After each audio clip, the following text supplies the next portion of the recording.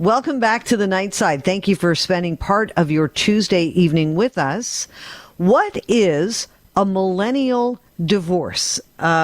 Modern couples choosing to live together without getting married, splitting up after buying a house together, has been dubbed the millennial divorce. Well, why would things go in that order? Perhaps people in many cases are smartly thinking we can't afford a wedding and a house and we want to be together.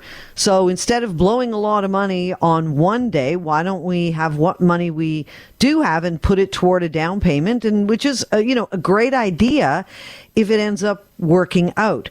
But what happens if you are together and you buy a home together, but you're not legally married and you decide to split? It just seems like things would get very complicated at that point. Joining us to talk about what happens in this case is Laura Paris, associate lawyer at Shulman Partners LLP. Hi, Laura. Thanks for doing this. Hi, Barb. Thanks for having me. Family law lawyers, do you get involved? I guess you would with relationship breakups that are not marriages?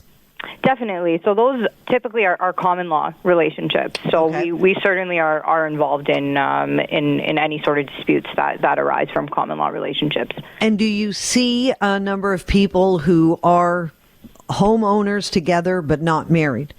Absolutely. I think that definitely it's a more common trend that we're starting to see, and where in my experience and in my practice where I'm seeing it is actually more in terms of people looking into getting contracts drafted prior to moving in with their spouse or unmarried spouse, rather than at the end of the road when they've separated and are trying to deal with that. I mean, we see both, but I'd say that there's definitely an upwards trend of people looking to get cohabitation agreements drafted so that they're not dealing with these problems in the event they do end up separating. It's really encouraging to hear you say that, because I feel like a cohabitation agreement is one of those things that, we should have done this, and people either don't get around to doing, or they find it would be insulting or something like that. Do you think people tend to look at those agreements when one or the other has more assets coming into a relationship?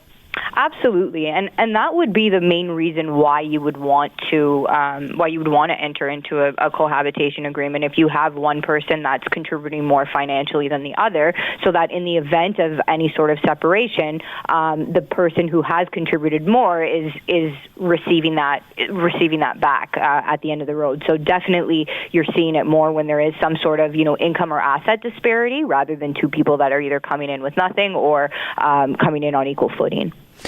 Okay, I know you have lawyer-client privilege, and obviously I don't want you to break that, but I'm so curious. There have to be situations where you can tell one person is not into doing this agreement, or do people usually come in both very on board?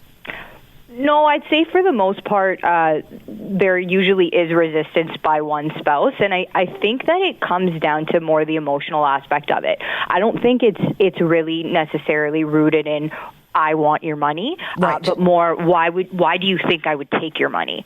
And I think that's more where we see the resistance. And even in my personal experience, I'm in the age group that's dealing with this, and a lot of my friends have these conversations with me, and that's where I'm noticing the resistance comes from. It's more, why would you think that I would ever do something like this to you? Why do you need an agreement to clear that up? I'd never take this money from you.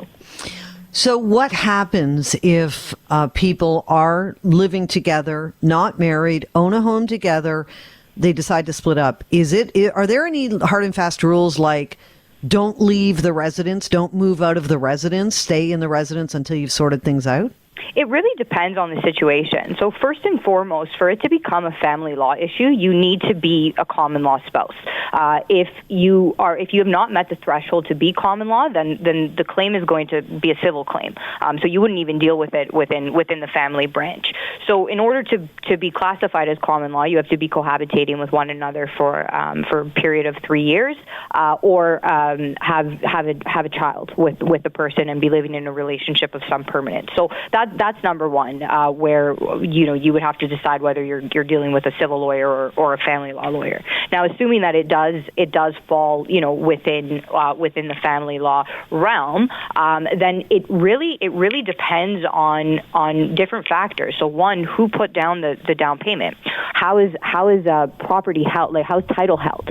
If you put in the down payment and you've been carrying the expenses and you're the only person that's legally on title, for the most part, you're in a pretty safe position. Any sort of claims that are going to be made against you by the other partner, and that partner is going to have to prove why they're entitled to some share of that property.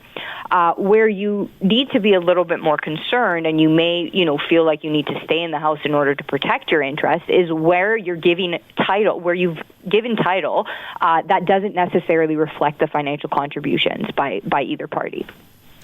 So, if people are in the position of thinking about doing something like this, ways to set it up properly. I was going to say protect yourself, but it's more about setting it up properly. So is it better to have both parties on the title? If both Not people necessarily. Okay. So it really depends on what your bottom line is. How in the event, and people don't like to think in terms of in the event of separation or worst case scenario, but really when you're setting up title, you want to think of it in worst case scenarios. So if two people are walking in, again, on equal footing, they're both contributing the same amount, then title should reflect the contributions and should be split 50-50. Now, if only one party's contributing to the down payment of the property, but the intention is that if the relationship ends, that the value, the property's still going to go 50-50, then in that case you would hold title 50-50, and then maybe have some sort of side agreement or cohabitation agreement that simply protects the initial investment, so that you get that back, but then any increase in value to the property is going 50-50. So it all really depends on how you want to see things going. If you if you've been the only person to contribute to the house and you want to keep it at the end of the road, I mean, you should not put someone else's name on it, and you should get an agreement drafted, because as soon as we get into the common law sphere, that's where common law spouses can begin to make claims. Now, whether or not they're going to be successful on their claim is a whole other story, but even just opening yourself up to that claim creates, people going to lawyers, legal fees, etc. And at that point, had you just gotten an agreement drafted from the beginning, you could have saved yourself all that headache. Okay, and I just want to go back and clarify one point. So common law threshold is 3 years together, except if you have a child, then it's an automatic common law? Correct. Okay.